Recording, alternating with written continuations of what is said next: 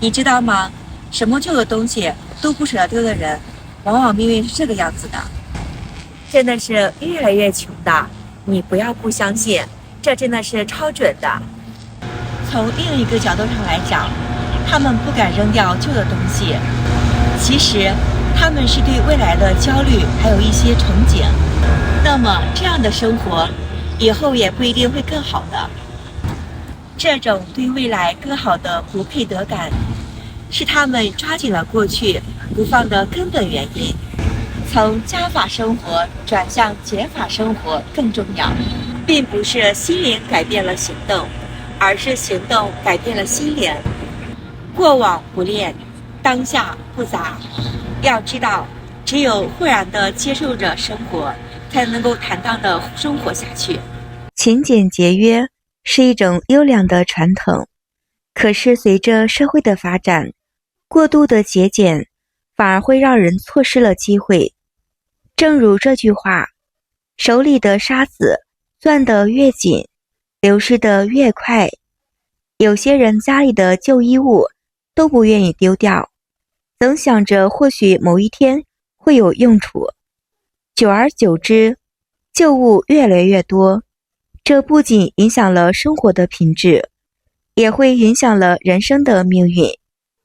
一、旧物让人心累。旧物如同人的回忆一样，积累了越多，那么人就会过得越来越累。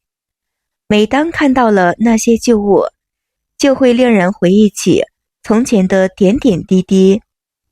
从前总是活在以前，对于未来没有一点的期望和向往。其实，人活着就要学会了减负。正所谓的是，物品知少又少。我们可以怀念过去，但是不能执于执着。唯有这样，才能够轻装上阵，享受着美好的生活。二、旧物的影响家庭的矛盾。不管是谁都希望家里又干净又整洁，旧物比较多，只会让家里看着乱七八糟。因为旧物也会引发了家庭的不和谐。比如，老人一直勤俭节约，家里的旧东西堆得比较多，儿女们看到必定会心情不好，双方就会起争执，那必定是不欢而散。家里的旧物过多，也会让亲朋好友对你产生了一种不好的印象，他们认为你是一个不勤快，甚至是比较懒的人，甚至会联想到其他的方面，导致了大家的关系会疏远。三、旧物让人胡思乱想。旧的东西往往会让人睹物思情，偶尔的怀念无可厚非。可是旧的东西越攒越多，那么这样的回忆就会挥之不去，时时刻刻的都想到过去，怀念了曾经的美好。那些人和一些事情纷纷的涌入了脑海，令人是思绪万分的。如果经常回忆过去，那么人就会越来越压抑，也会影响到生活，会影响到我们的工作。有句话说得好，昨日是不可追的，明天未来到。其实，只有今天，只有此时此刻，生活是最真实的实在存在的。四、旧物影响了风水。风水是中国一种特有的文化。风水术以阴阳解天地。黄帝内经有言：人因宅而立，宅因人而存。一个干净的家就是最好的风水宝地，会让人福运连绵。那么家里东西堆长得比较多，这无疑是对家宅的风水破坏。过度的积攒旧物，其实算得上一种病态。除了影响风水之外，一些旧物会引来一些虫子、细菌，导致了家里的环境日益的变差，会严重的影响到我们的房子的环境，会影响到家里人的健康。心理学家不舍得丢的东西，其实是一种性格的缺陷，真的是比较危险的。如果你不相信的话，接着我们往下看。一、囤积症的基本特征。从心理学角度上来看，不舍得丢的东西，这位母亲可能会患上了囤积症。在日常生活中，这种对旧的事物执着并不是一个例子，也是十分的常见。根据了世界卫生组织的相关数据的显示，全球囤积的这些病患者占人口数量的 3% 到 6% 之间，每50人都有可能有1到3个人有囤积症的影响。囤积症指的是有过度的收集事物的病症，即便这些事物具有一定的危险性，也没有任何的用处。囤积症一般会伴随着对扔掉旧事物的积聚。二、安全感缺失或者是缺乏信心。囤积的直接作用是填补心理上的焦虑或者是空虚，通过了积攒这些旧的事物来满足自己的情感需求，即便这些事物没有任何的实用性的与价值，那是因为缺乏了安全感。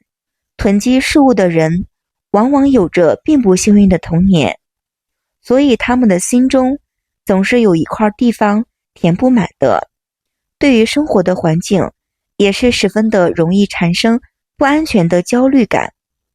囤积的事物就像高高的堡垒一般，就像盔甲一样，一直是保护着我们自己，使我们自己焦虑不安隔绝开来，从而寻得了一丝的轻松与自在。三、情感依恋与心理的补偿。人的情感依恋方式往往和童年经历的有关，不健康的依恋方式往往会带来一定的性格缺陷。囤积症的患者往往会囤积了物件当做一种精神的寄托，对这些物品产生的一定的情感依赖。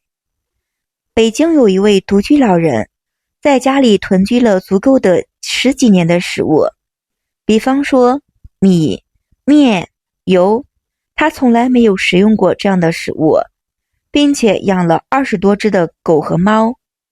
几百平米的房子，因为这些物品没有办法使用，经常会散发出来臭味儿，最后求助了专业的专家才能够清理得干净。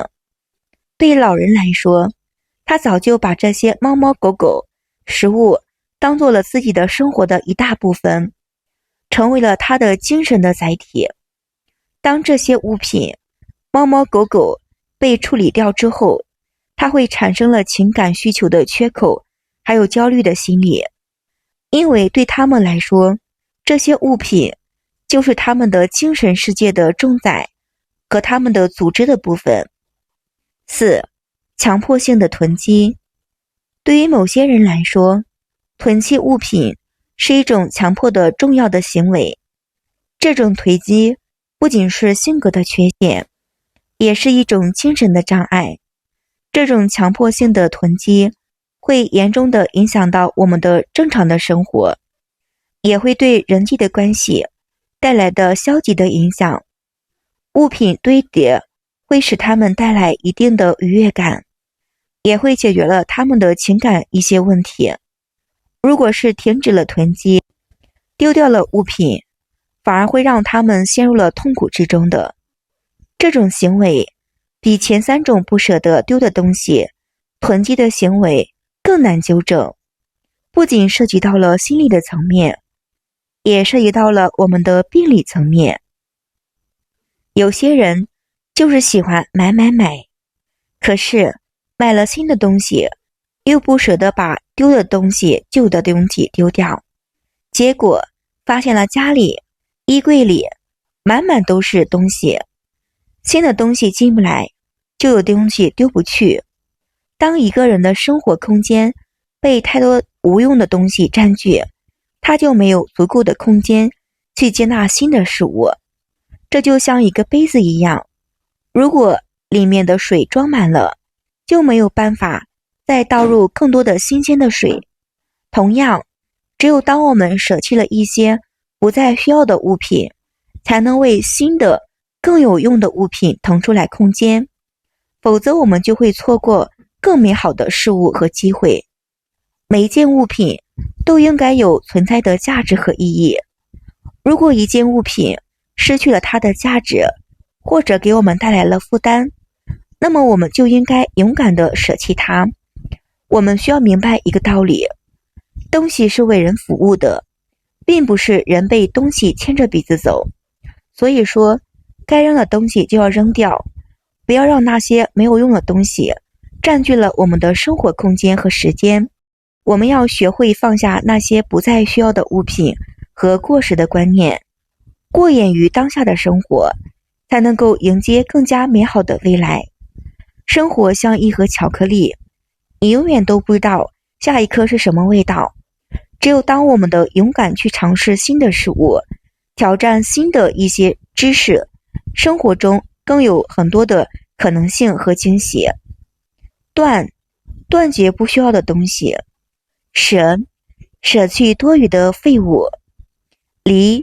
脱离对物品的执着。如网络流行语说的，断舍离就是最好的自律。好了，今天的断舍离的小故事就分享到这里啦。朋友们，如果喜欢这个小故事，可以收藏起来，每天听一听哦。我们明天再见吧。